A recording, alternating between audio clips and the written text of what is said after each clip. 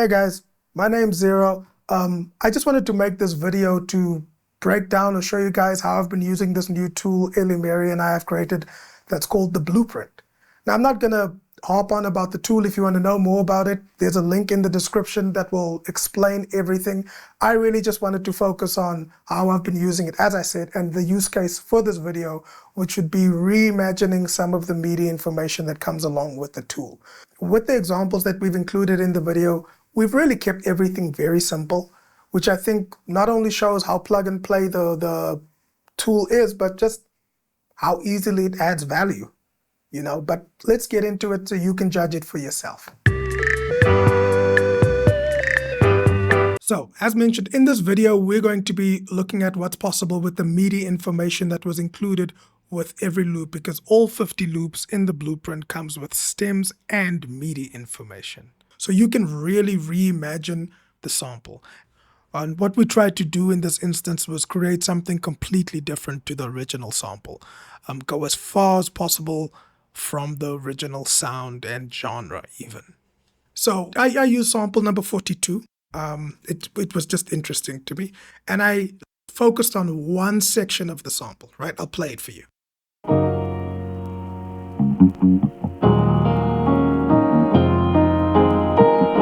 So I brought in all the MIDI information, flipped that around, and what we got was this.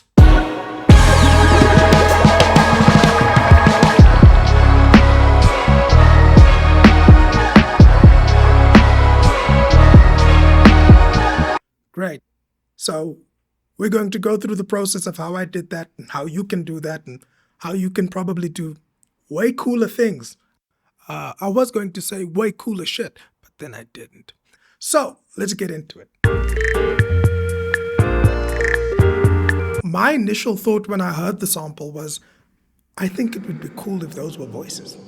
As you heard, obviously, So I brought the MIDI information into the session and I started building out my choir. So this is a rough version of what it would end up sounding like. And as you can see, it's even a completely different tempo to the final beat that I auditioned for you just a moment ago. And that's because I wanted my idea to have a kind of sampled sound to it, just slightly, just to create that texture. I don't know why. I like the dirty things, okay? Leave me be. So I built it out, and what's cool about this is, hit the mic, sorry. Once I brought in all of the MIDI information, I was able to split the voices up, treat it like a real choir where different voices or subgroups of voices are singing different things, even at different distances, So you have, for example, just the melodic section here.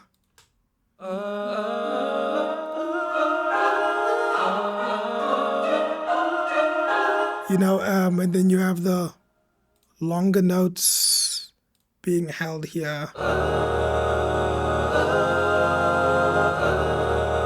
And what's great about this is then later on, I actually use this as part of the verse section that I created for the song. If you like the voicings or the quality of the choir, whatever the case may be, all of these, let's call it choral plugins or VSTs, are completely free. It's Spitfire Labs does a lot of the heavy lifting with Gaelic and Micah, and the originals, the Epic Choir. I love the Epic Choir. And then the Jacob Collier Choir in Native Instruments. That's it. Oh my word, I'm getting old. I'm forgetting words. But to carry on, again, it comes back to the goodness of having that MIDI information. I'm not the biggest sample-based producer. I do sample, and in those times I've had moments I'm like, if only I could change that note. And then when you do try to change it and you transpose it, then it just doesn't sound the same as the rest of the sample, or the vibe is just different, or instances where the note is so deep within multiple things playing in the sample that it's just undoable. So again, I've said it before, and I'll probably say it in all the other videos in this series for the blueprint. We really wanted to focus on modularity. Change the things you want to change, because that's the fun part. then you can really play. So I do encourage you, if you have the pack or when you get the pack, it's fine. Flip the samples, use the stems, but touch the MIDI. That sounded so wrong. Why did I say touch? But you know what I mean, right? So after we did all that, I bounced it down, like I said, and we created this as the final bounce, as you can see. Flipped it out, brought it into the beat section where I could then basically stretch it or pitch it or do whatever I need to, but as one single file. Okay, so we're back in this session, right? So all of the heavy lifting was really done building the choir, because then it just comes down to adding drums and little sprinkles.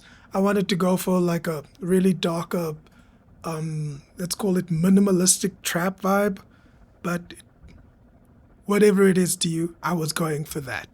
As you can see with the sample that I brought in, I didn't do much. I just slowed it down to the tempo. See, I can disable the stretch and there it does its thing.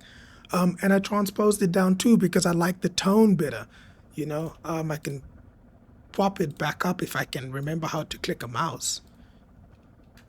So, and then I just was like, no, a little dark, a little dark. Maybe you would like that. So I'm going to play the track for you guys so you can hear all the sections and how everything comes together. Did some basic mixing, just to level out some things and add some brightness and clarity. But do stick around because, as mentioned, straight after this we'll be breaking down another track. But it'll be a quick one.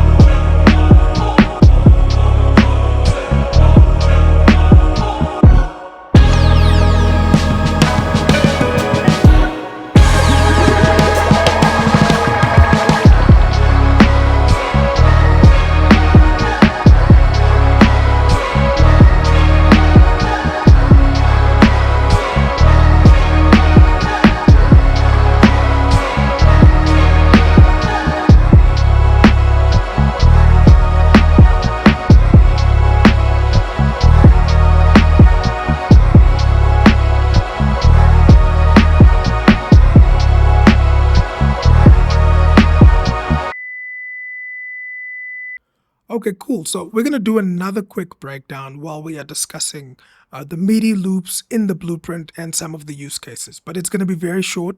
I'm going to quickly explain what we've done or what you're about to hear, and then I'll play it for you. In the beat that you're about to hear, we flipped one of the samples, of course, from the blueprint to create one section. And then what I did was chop up the MIDI data in the same way as the sample.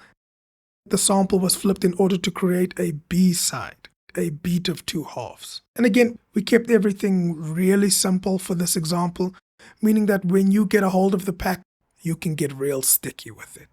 But here's the track.